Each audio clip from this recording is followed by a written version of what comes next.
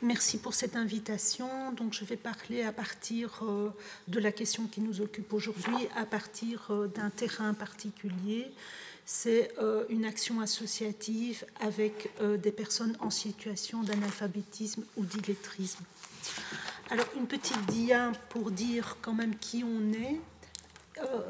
Lire et écrire, c'est un mouvement qui rassemble 11 associations, un mouvement d'éducation permanente, et qui a deux missions principales, l'alphabétisation, donc donner des cours, accueillir, orienter, et une deuxième mission qui est la prise en compte des personnes en difficulté de lecture et d'écriture dans l'exercice de leur citoyenneté, de leurs droits et dans leur capacité, leur volonté aussi d'agir sur les causes et les conséquences de l'illettrisme. C'est en ça qu'on est un mouvement d'éducation permanente. Voilà, on travaille au cœur d'un faisceau de politiques publiques qui soutiennent l'alphabétisation. C'est l'insertion socio-professionnelle, la cohésion sociale, la culture. C'est un paysage très différent en Flandre. Voilà pourquoi je le précise ici. Alors, qui est notre public? À qui s'adresse l'alphabétisation? Ce sont des adultes qui ne maîtrisent pas les langages fondamentaux que sont la lecture, l'écriture, le calcul, l'expression orale parfois, et les savoirs de base équivalents au CEB, c'est-à-dire à 12 ans, à l'âge de 12 ans, ce qu'on acquiert à l'âge de 12 ans au bout des 6 années primaires. Alors, soit ces personnes sont francophones, soit elles ne le sont pas. Mais donc, quand elles ne sont pas francophones, ça veut dire qu'elles ne maîtrisent pas l'écriture non plus dans leur propre langue. Ça concerne quand même une population non négligeable. On estime, et c'est une estimation très très prudente, qu'un adulte sur 10 a des difficultés pour lire et écrire en Belgique, et donc c'est-à-dire à déchiffrer un texte simple relatif à la vie quotidienne et à le comprendre. Donc ça va de ne pas du tout savoir lire à le déchiffrer et ne pas le comprendre. Donc il faut le comprendre pour qu'on passe à un autre niveau. Je vous ai mis des chiffres ici que je ne vais pas vous détailler, mais qui sont à la fois des chiffres qui ont été définis en Flandre sur base d'une norme européenne qui est un peu plus élevée que l'alphabétisation, d'où le chiffre de 14%, et sur l'enquête des forces de travail en Belgique. Alors, plutôt qu'un long discours, je vous propose d'écouter le témoignage de Jérôme, qui est un apprenant à lire et écrire, si ça marche.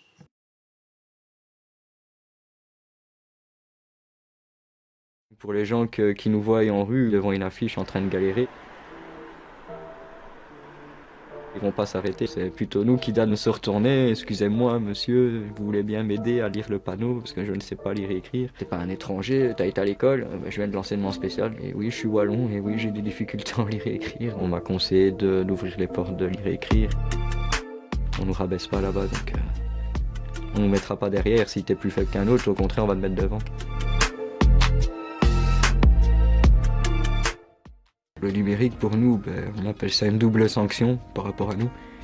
Parce que vu les problèmes de lecture et d'écriture qu'on a, par exemple, ici, je devais refaire mon contrat pour le CPS. Donc chaque année, tu dois faire un contrat, aller chercher un papier à la mutuelle, aller chercher un papier à la commune, au forum, à l'ONEM. Et ici, par rapport à l'ONEM, il faut tout faire par mail. Mais je ne sais même pas à quel endroit je dois cliquer pour remplir le papier, que eux renvoient le mail, comme quoi que je suis bien demandeur d'emploi libre.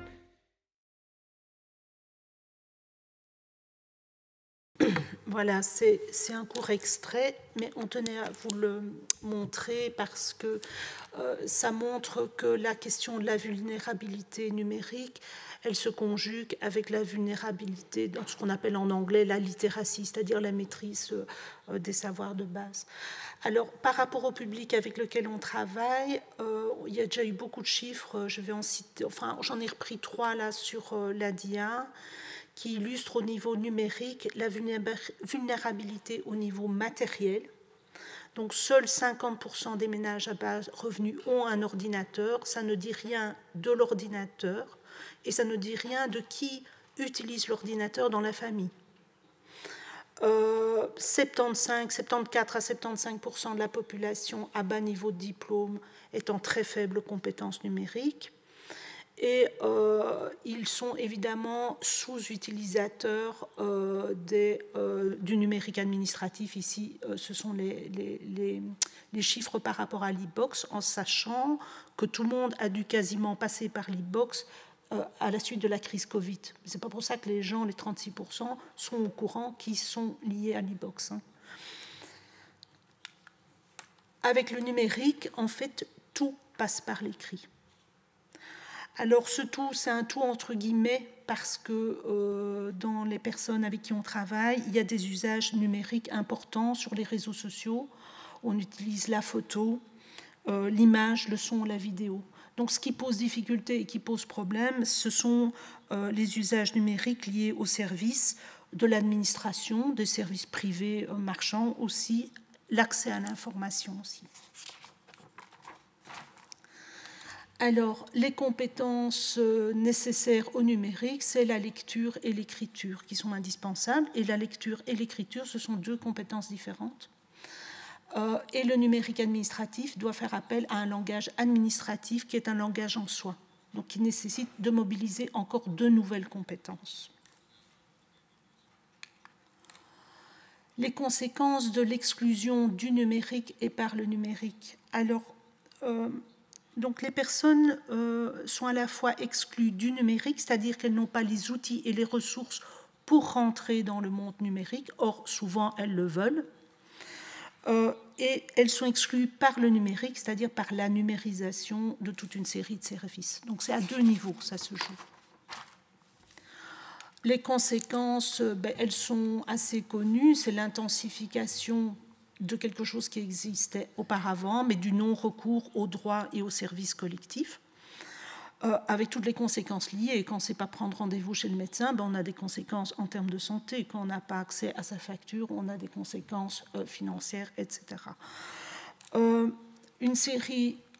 Oui, voilà, ça, je ne sais pas pourquoi ça apparaît comme ça. Je vais passer à la suivante, voilà. Toute une série de coûts directs et indirects, mais je pense que tout le monde se représente bien ce que ça signifie.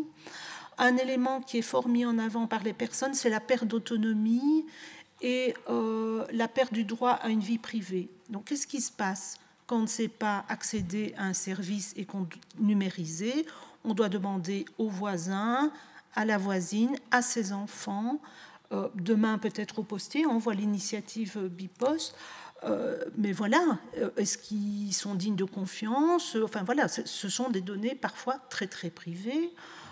Est-ce qu'on va travailler en formation à partir d'un compte bancaire réel des personnes? Voilà, c'est toutes ces questions-là qui sont posées, et aussi une perte d'autonomie par rapport à l'information.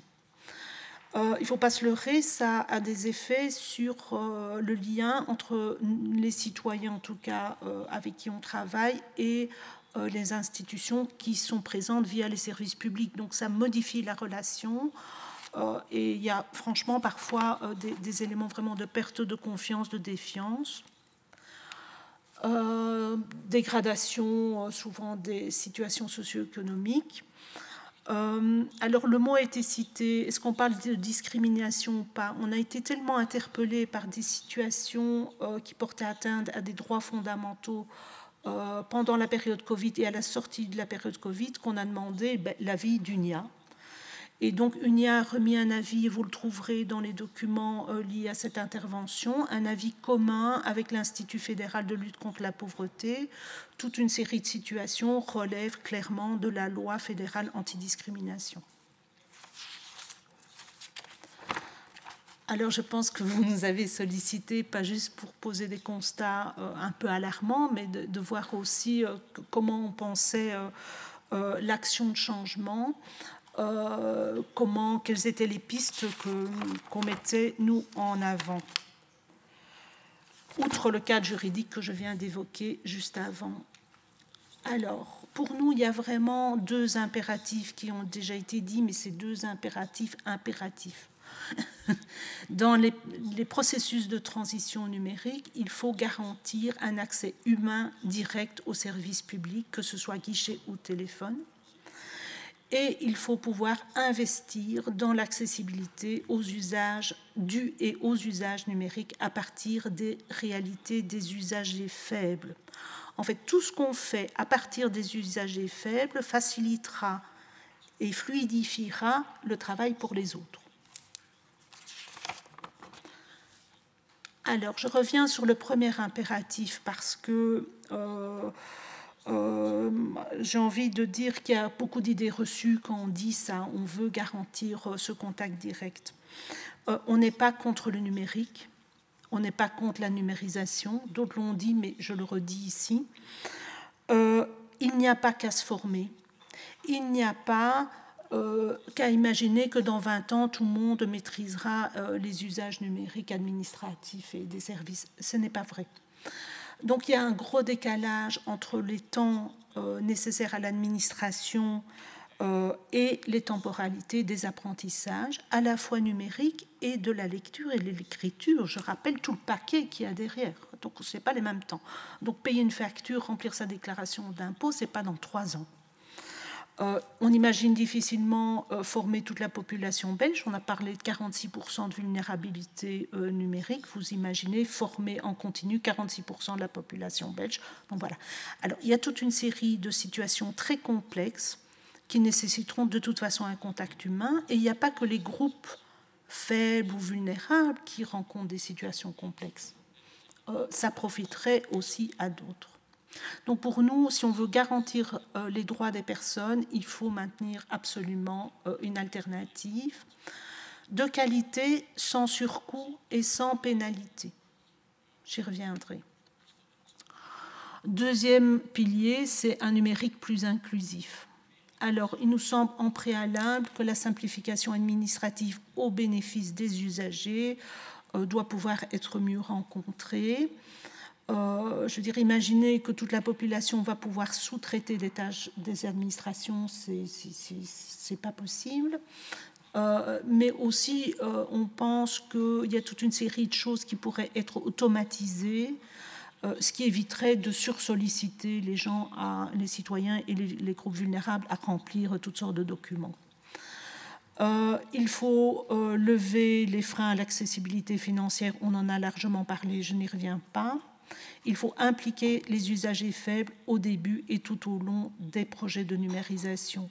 Ce n'est pas après qu'on peut dire, en changeant une virgule, que ça va changer quelque chose. Il faut vraiment se donner les moyens de projets pilotes, de recherche et développement avec les personnes concernées. Et pas en ligne. Ce n'est pas un sondage, c'est travailler avec pour identifier ce qui facilite et ce qui freine. Nous-mêmes, en travaillant à lire écrire, on a souvent des surprises quand on pose la question aux personnes illettrées. Il faut fixer des normes d'accessibilité numérique et de langage au service d'intérêt général, privé ou public. Il faut outiller ces services et faire respecter les normes. Il y a toute une série de réglementations, des ressources, des directives.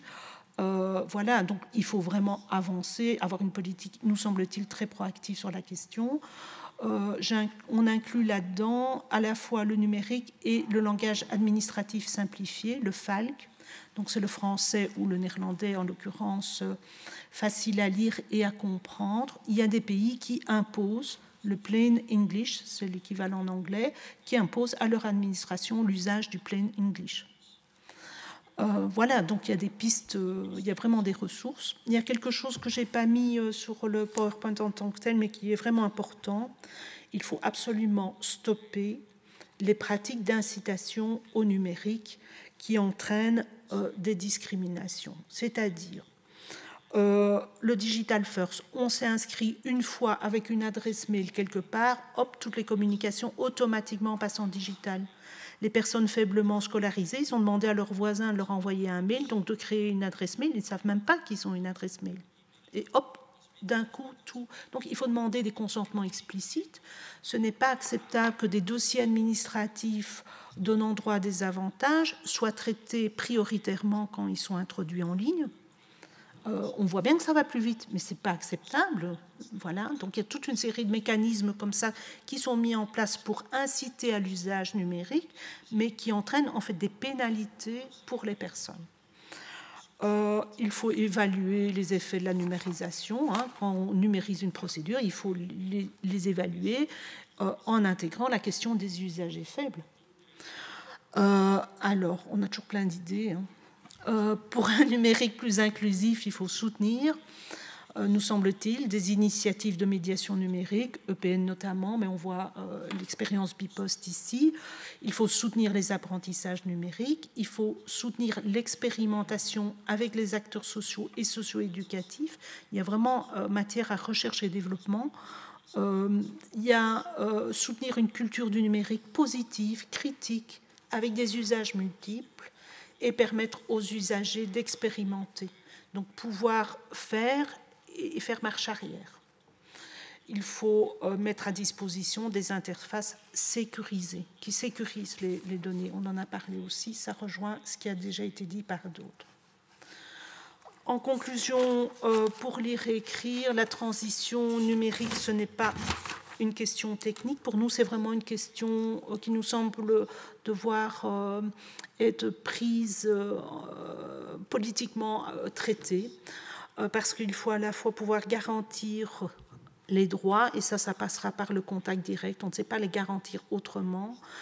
Il nous semble qu'il y a matière à investir dans l'inclusion numérique, et il faut soutenir les acteurs de première ligne. Ce sont un peu les trois piliers. Et il nous semble que sur ces trois ancrages, somme toute démocratiques, il pourrait y avoir des consensus politiques.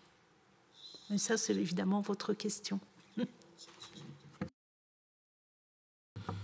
Oui, merci beaucoup, Madame Pinchard.